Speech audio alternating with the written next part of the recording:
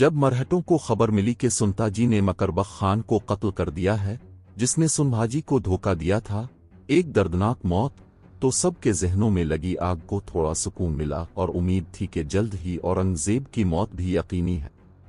पहले शिवाजी, फिर सुनभाजी और अब ये सुनताजी और धुनाजी, कौन जाने उन जैसे और कितने हैं। या अल्लाह मुझ पर रहम फरमा, ऐसा ना हो कि मैं आपकी बनाई हुई दुनिया को तबाह करने पर मजबूर हो जाऊं।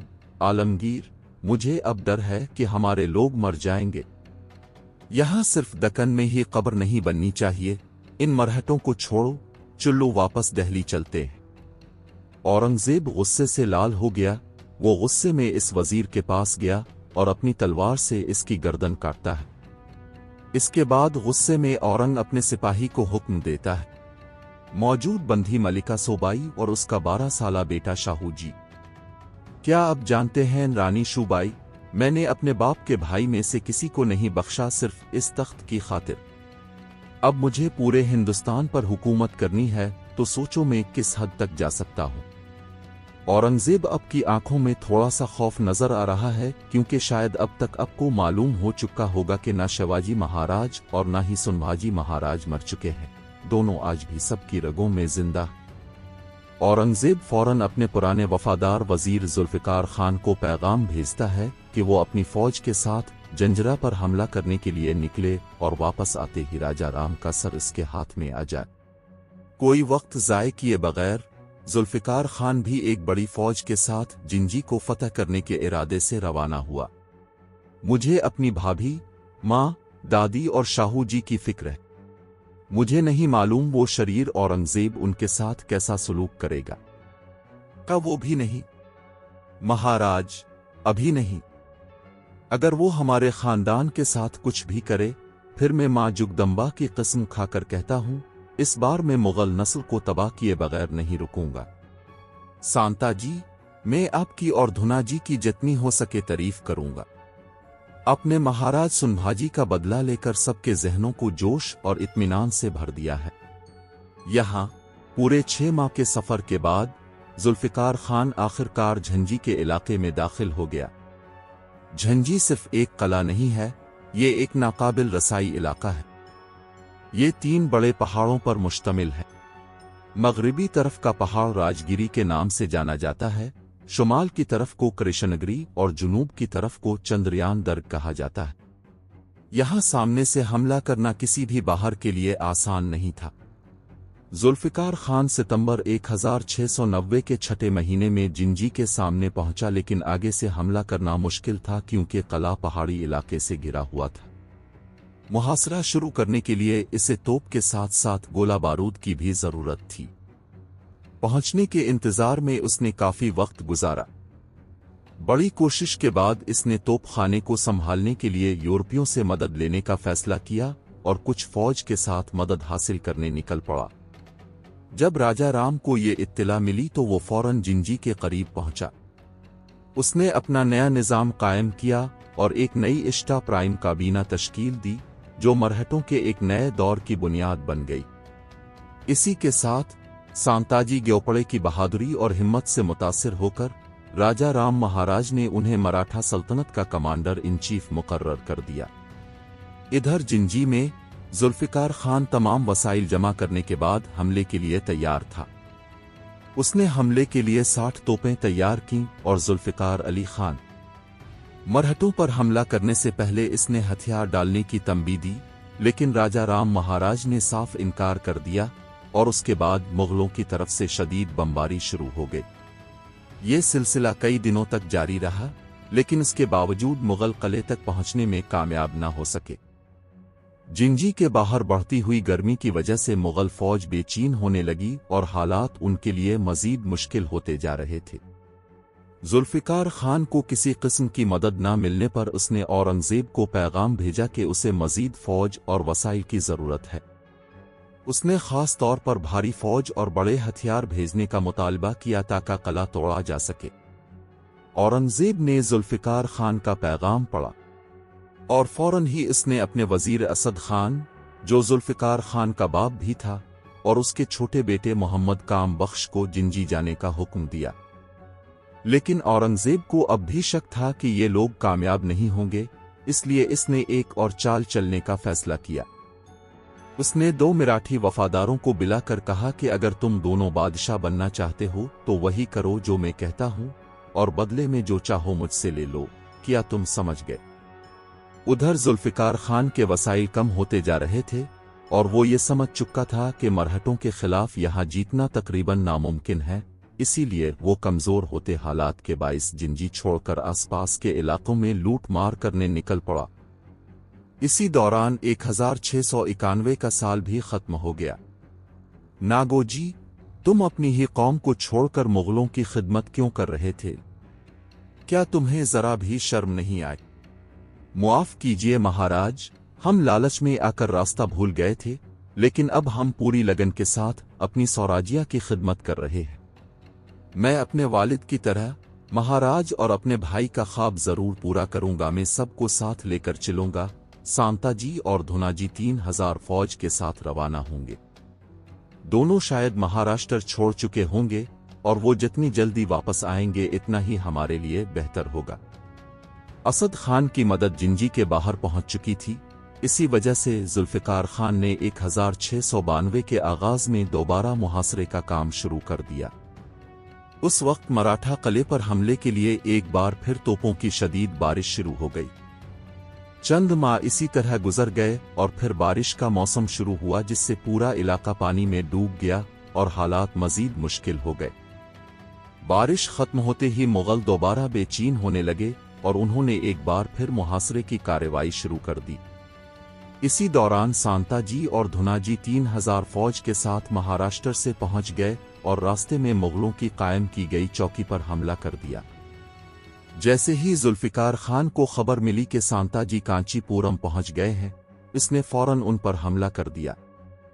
लेकिन सांताजी ने अपनी हिकमत अमली से मुगल फौज को बुरी तरह शिकस्त दी और बहुत से मुगल थानेदारों और सिपाहियों को कैदी बनाकर जिंजी ले आए। अब जब मरहट्टा अफवाज ने बाहर से हमला किया तो जुल्फिकार खान मुकम्मल तौर पर मायूस हो चुका था, लेकिन वो वापस भी नहीं जा सकता था क्योंकि औरंगजेब ने इसे वाज़े हुक्म दिया था कि तो फतह के साथ लोटो अमर जाओ।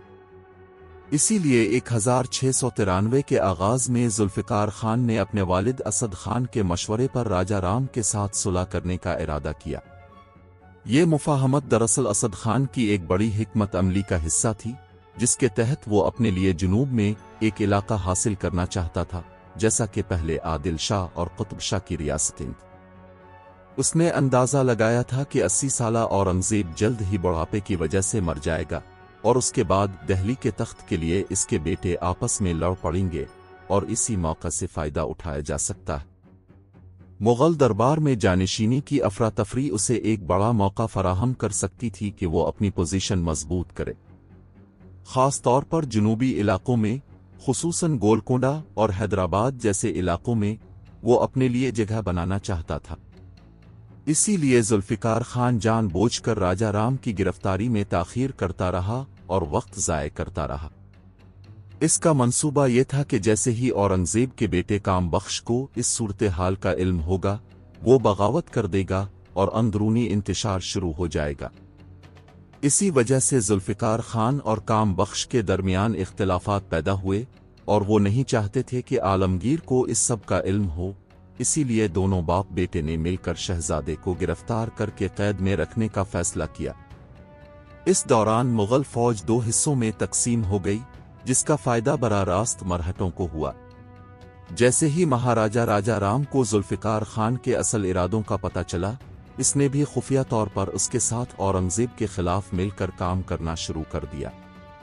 ये सब सियासी बका और मुस्तकबिल के तहफ़्फ़ुज़ के लिए किया जा रहा था और इसी दौरान जुल्फिकार खान ने अपना मुहासरा भी खत्म कर दिया। वो जिंजी से तकरीबन 30 मील शुमाल में विंध्यवाश के करीब एक आज़ाद कैंप में जाकर रहने लगा। जब सांताजी को इस बात का इल्म हुआ तो उसने इसे कबूल करने से इनकार कर दिया, क्योंकि इसका वाहिद मकसद मुगलों को मुकम्मल तौर पर शिकस्त देना था। वो राजा राम महाराज के हुक्म के बगैर भी कई मुगलों पर हमले करता रहा और उन्हें खत्म करता रहा।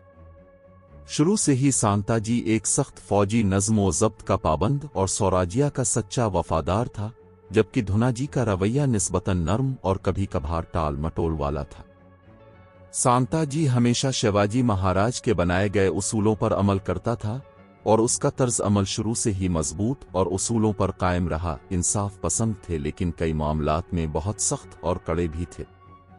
वो फैसले करते वक्त कभी किसी किस्म की तरफदारी नहीं दिखाते थे, जबकि धुनाजी का रवैया इसके बिल्कुल बरक्स था। इसके मातहत लोग अक्सर बेकाबू हो जाते थे और उस पर उनका कोई खास कंट्रोल नहीं था, जिसकी वजह से हालात का फायदा उठाया जाने लगा। इसी दौरान नागोजी मां ने औरंगजेब से जा मिला और उसने कई छोटे सरदारों को उकसाना शुरू कर दिया जो उन दोनों जंगजुओं के साथ थे।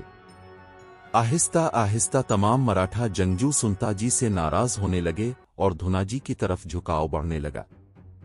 नागोजी की मां ने भी आहिस्ता आहिस्ता हालात को इस तरह मोड़ दिया कि सुंताजी के दिल में धुनाजी के खिलाफ हसद पैदा होने लगा। रामचंद्र पंत जी भी उन्हें मुसलसल यही मशवरा देते रहे कि वो सिर्फ वही करें जो राजा राम महाराज ने हुक्म दिया है। लेकिन हालात अब मुख्तलिफ रुख इख्तियार कर रहे थे।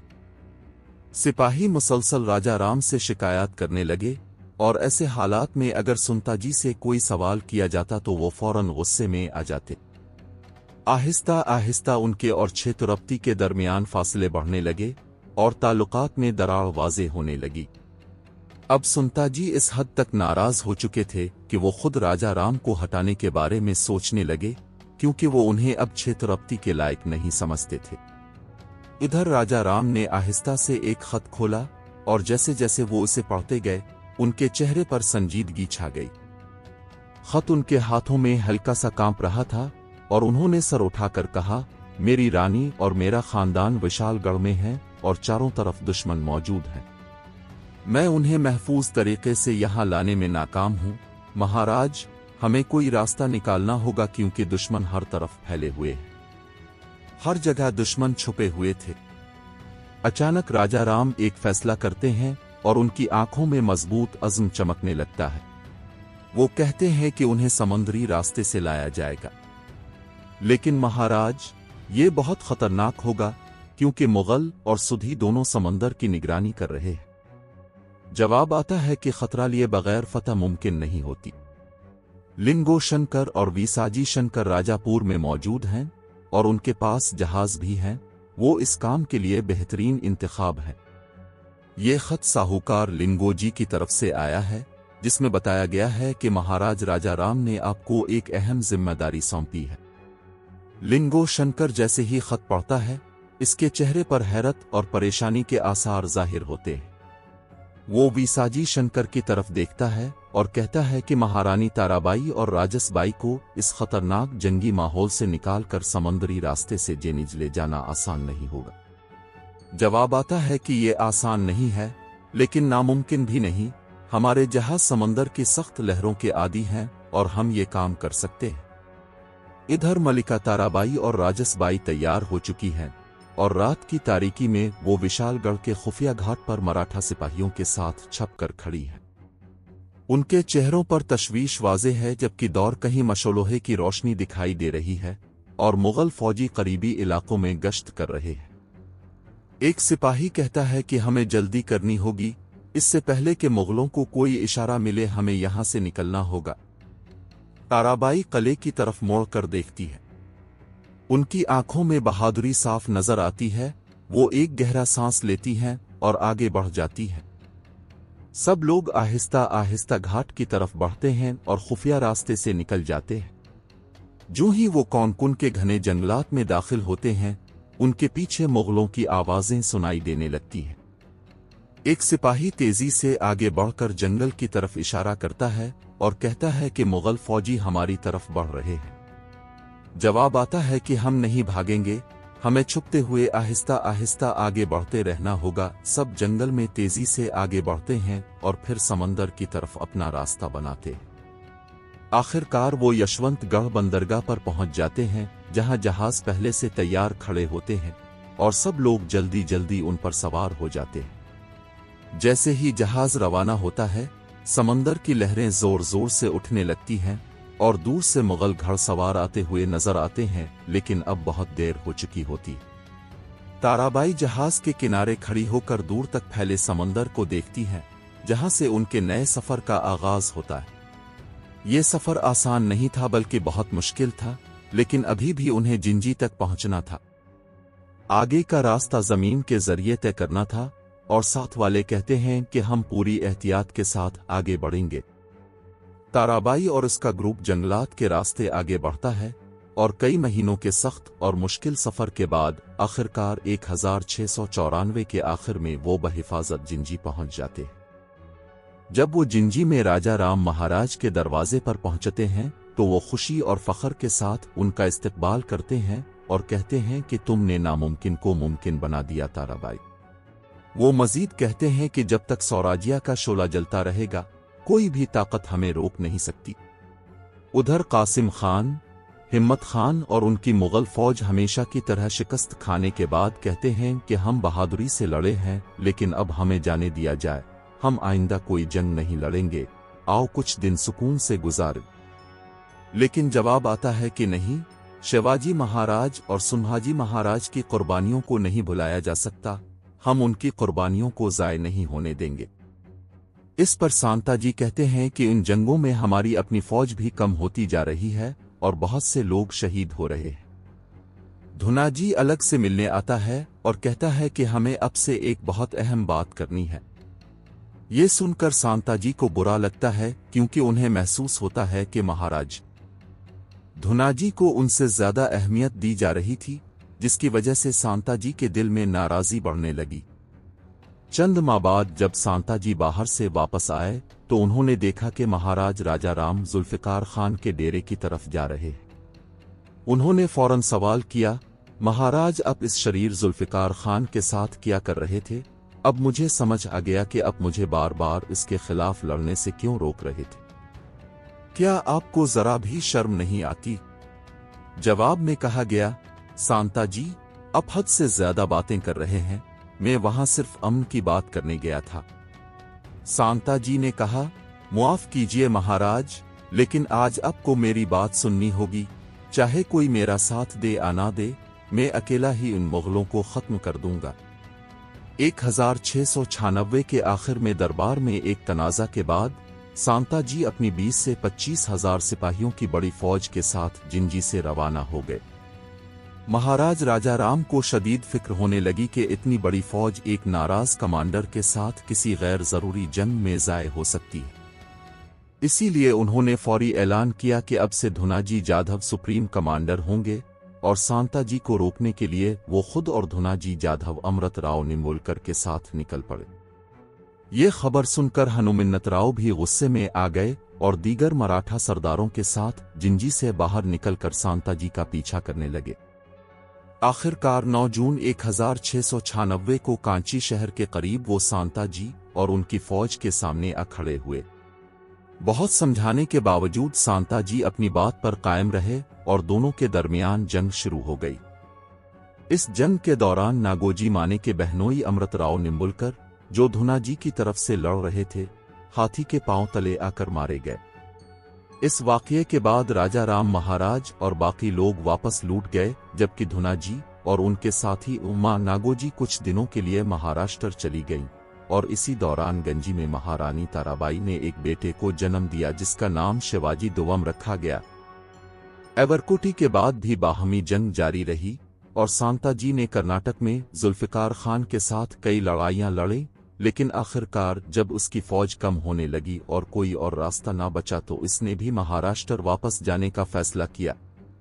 इस जंग के बाद 1 साल तक सांताजी मुख्तलिफ इलाकों में घूमते रहे और मार्च 1697 में राजा राम ने धुनाजी को पैगाम भेजा कि सांताजी को वापस बुलाया जाए। ये खबर मिलते ही धुनाजी ने फौरन इसका पीछा शुरू कर दिया और इस तरह सांताजी आगे बढ़ते रहे, जबकि धुनाजी उनके पीछे पीछे चलते रहे। दोनों बीजापुर के करीब पहुंच गए, जहां अचानक सांताजी को एहसास हुआ कि धुनाजी उसे पकड़ने के लिए इसका ताक़ुब कर रहा है, तो वो फौरन वहां से निकल गया। धुनाजी के सरदार सरलश्कर हनुमन्त राव निम्बुलकर, जो नागोजी के बहनोई थे, सांताजी का पीछा करने के लिए इसके पीछे रवाना हो गए। हनुमन्त राव ने दही गांव के करीब सांताजी पर हमला कर दिया, और इस वक्त सांता जी के ज्यादातर साथी उसे छोड़ चुके थे। इस हालत में वो सिर्फ 101 सिपाहियों के साथ मासवद के करीब पहुंचा, जहां इसके हालात पहले ही कमजोर हो चुके थे। बदकिस्मती से इस गांव के लोग पहले ही सांता जी के दुश्मन बन चुके थे, क्योंकि उन्हीं की वजह से अमृत राव निंबुलकर की मौत हुई थी। वहां राधाबाई भी मौजूद थी, जो नागोजी माने की बीवी थी, और जैसे ही सांता जी नागोजी के पास पहुंचा, उसने एक चाल चलते हुए इसे अपने घर में पनाह दे दी। लेकिन साथ ही इसकी बीवी ने अपने भाई का बदला लेने के लिए अपने शौहर नागोजी और अपने भाई हनुमंतराव निंबुलकर से कहा कि सांता जी को जिंदा न छोड़ा जाए। लेकिन जैसे ही सांता जी को शक हुआ, वो फौरन वहां से निकलकर कारखेल के करीब घने जंगल में जाकर छप गया। सांता जी मुसलसल भागते भागते अब बहुत थक चुके थे। वो अपनी जान बचाने की कोशिश में रुकने का नाम नहीं ले रहे थे, और अपने ही लोगों की तरफ से मिलने वाली गद्दारी ने उन्हें अंदर से तोड़ दिया था। कुछ देर आराम करने के बाद सांता जी ने सोचा कि करीबी महादेव मंदिर के आबशार पर जाकर नहा लिया जाए, ताकि कुछ सुकून मिल सके। वो सुकून से नहाने लगे, जैसे कुछ लम्हों के लिए सारी जंग और परेशानियां भूल गए हों। लेकिन अचानक नागोजी सामने आ गया और उसने गद्दारी करते हुए सांता जी का सर काट दिया।